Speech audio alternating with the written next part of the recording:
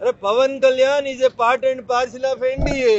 How can you separate him? ఏ రాష్ట్రంలో ఉంటుంది? వారు ఎన్డీఏ భాగస్వామ్య కూటమిలో ఉన్నారు, ఉంటారు. ఎన్డీఏ భాగస్వామ్య కూటమిలో ఉన్నటువంటి వాళ్ళు వేరే రాష్ట్రాలకు పోద్దని ఏమైనా ఉందా?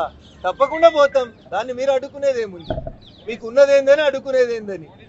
భారతీయ జనతా పార్టీ కాశ్మీర్ నుంచి కన్యాకుమారి దాకా ఒంటరిగా అన్ని బూతులలో గెలవడానికి మేము ప్రయత్నం చేస్తా ఉన్నాం. మా భాగస్వామ్య పక్షాల నాయకులు ఎవరైనా మా రాష్ట్రానికి వస్తా ఉన్నా, ఏ రాష్ట్రానికి వస్తా ఉన్నా ప్రజాస్వామ్యబద్ధంగా స్వాగతిస్తాం. దాంట్లో ఇబ్బంది పడాల్సినటువంటి అంశం ఏముంది?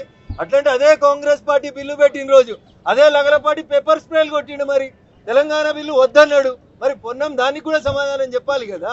వద్దనేటోళ్ళు వద్దంటేనే ఉంటారు. వచ్చింది కదా రాష్ట్రం, సాకారం అయింది కదా, పాలించి దానికి మంచి ప్రజలకి మేలు చేయాలనేది కాంగ్రెస్ పార్టీకి ఈ సందర్భంగా నేను చెప్పేటువంటి సూచన. లగడపాటిని హైదరాబాద్ రాణిస్తలేదా కాంగ్రెస్ పార్టీ? లగడపాటితో సర్వే చేయించుకుంటలేడా రేవంత్ రెడ్డి గారు?